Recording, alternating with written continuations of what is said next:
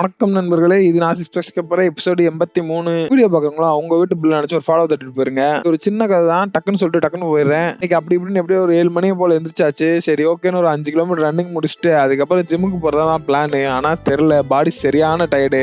அதனால ஜிம்முக்கு போற பிளான கேன்சல் பண்ணிட்டேன். இன்னைக்கு நாளே ஒரு மாதிரி மந்தமா தான் போயிட்டு இருந்துச்சு. என்னடா வைக்கிறோம், என்னடா பண்றோன்ற மாதிரி இருந்துச்சு. என்னதான் நம்ம மைண்ட் அப்படி இருந்தாலும் ஆக வேண்டிய வேலையை நம்ம பார்த்து தான் ஆகணும், இல்லாட்டி நம்ம கதை ஓடாது. சரி ஓகேன்னு காலையில சாப்பாடு முடிச்சுட்டு அப்படியே ஃப்ரெஷ் ஆயிட்டு வந்து கொஞ்ச நேரம் லேப்டாப் எடுத்து கொஞ்ச நேரம் நோண்டிட்டு இருந்தேன். அது இதுன்னு சில விஷயத்த பார்த்துட்டு இருந்தேன். அதுக்கப்புறம் சரி ஓகேன்னு மதியம் உணவு முடிச்சுட்டு எடிட்டிங் வேலை உட்காந்து பார்த்துட்டு இருந்தேன். கொஞ்ச நேரம் அதையும் பார்த்து முடிச்சதுக்கப்புறம் சாயந்தரமா ஒரு ஃபங்க்ஷனுக்கு போக வேண்டிய நேரம் இருந்துச்சு. ஆனால் அந்த ஃபங்க்ஷனுக்கு ரெடி ஆகிட்டு அங்கே கிளம்பலான்னு ஒரு முடிவு எடுத்து போய்கிட்டு இருந்தேன். நான் மட்டும் தனியாக போகல, நம்ம மாஸ்டர் ஹரிப்பாயிலேருந்து தான் கூட வராங்க.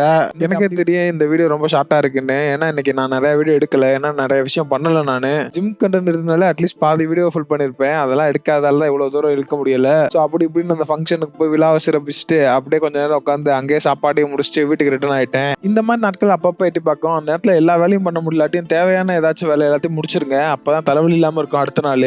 ஸோ அவ்வளோதான் நண்பர்களே, வீட்டுக்கு வந்து நாளை முடிச்சாச்சு. நீங்களும் ஏதாச்சும் முயற்சி செய்யுங்க.